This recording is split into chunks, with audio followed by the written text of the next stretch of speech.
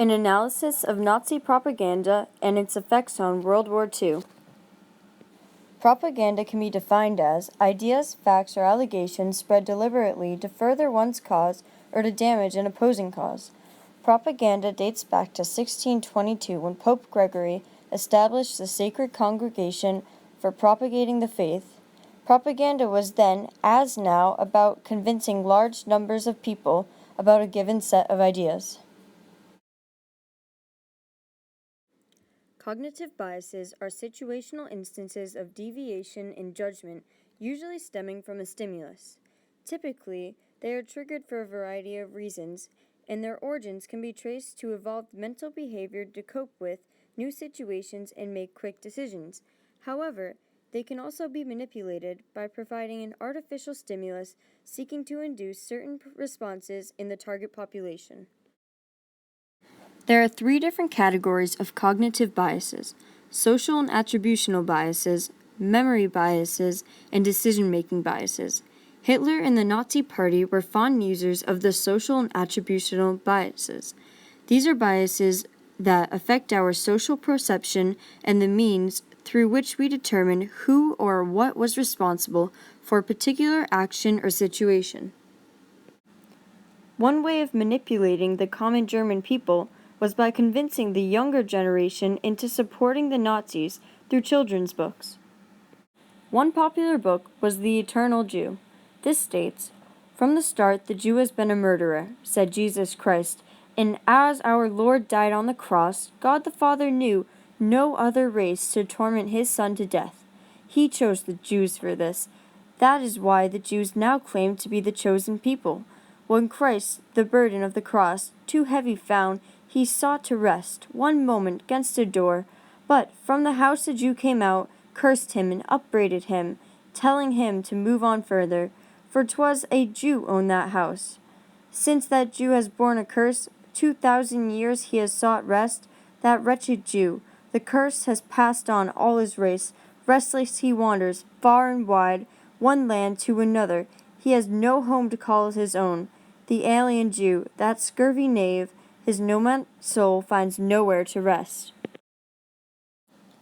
This describes the initial hatred for the Jewish race that was being placed in the youth. This would allow for the Nazis to act in the way they wanted without revolts and uprisings within the new generations to come. The Nazis gained control by ensuring their youth supported them through this media.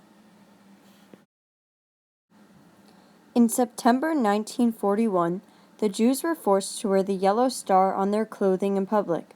Around this time, a 4-page flyer was released that justified the yellow star being worn. The writing on this flyer says, "When you see this symbol," followed by the Star of David under it. This flyer is suggesting that when you see the symbol of the Jews, that you should have hatred. Inside the pamphlet, on the 2nd page, it says, "Remember what the Jews have done to our people." The page reviews World War I, for which the Jews are held responsible. Then the pamphlet states, "Now, for the first time, world Jewry openly says what it wants. Germany must die." The 3rd page of this pamphlet says, "And you can read the Jews' solution in the booklet, The War Aim of World Plutocracy." A review of Kaufman's proposal follows. The 4th page of this booklet says, "You must ensure, though your behavior, that Jewry never again has even the slightest influence on our people." These actions showed that the Jews were different from the rest of the German people. Each German was handed a pamphlet, and they were forced to read it so that they would know the justification of these actions. Adolf Hitler and his trusty companion, Joseph Goebbels, often used the film industry to get their ideas across.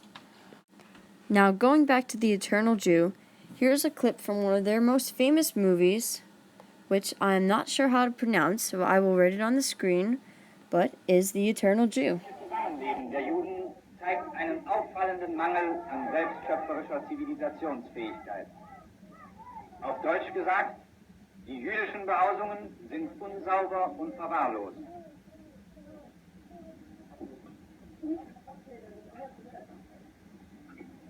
Man muss bedenken, dass diese Juden nicht etwa arm sind. Durch jahrzehntelangen Handel haben sie genug Geld angehäuft, um sich und ihrer Familie ein sauberes und behagliches Heim schaffen zu können. Aber sie wohnen Generationen hindurch in denselben schmutzigen und verwanzten Wohnlöchern.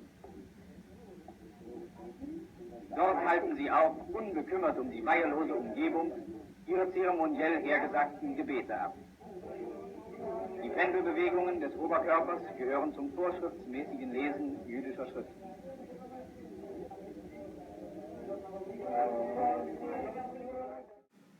In this film, the Jews of Poland are depicted as filthy, evil, corrupt, and intent on world domination. This excerpt is trying to show how the Jews are incapable of living socially correct lives, which is how Hitler wanted them to be seen in the German community, as lower and inferior than everyone else. It states how the Jews are the roots to all disgust in Germany. When times begin to get really bad and confusing, most people would turn to God for closure. Hitler saw this opportunity and seized it. This poster displays Hitler holding a Nazi flag high above his head with a bright light around him which could pass for a halo. With enough enforcement of this idea, people would begin to believe that Hitler has all the answers and he could provide the closure that they needed to get through the turmoil in the German world during this time.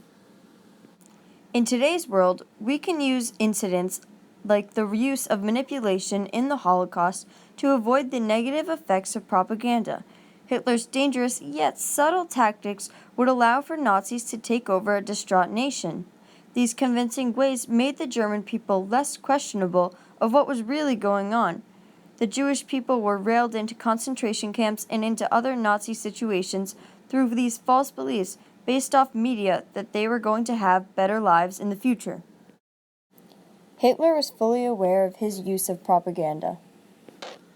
In his book, Mein Kampf, he states, "The purpose of propaganda is not to provide interesting distraction for blase young gentlemen, but to convince, and what I mean is to convince the masses.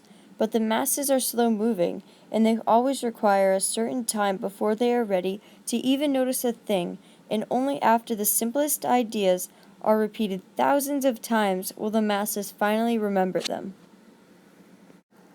Hitler is referring to both the Jewish and non-Jewish communities. He is admitting to his plans of manipulating the common people and the soldiers into supporting the Nazis. If any of them believed in this mass murdering and torture, then Hitler's rule would be much easier and more effective. Through these manipulative ways, the Nazi Party was able to alter the minds of Jews and Germans in World War II. From the effects of the media, the people of Germany had closure in believing that what they were participating in was morally correct.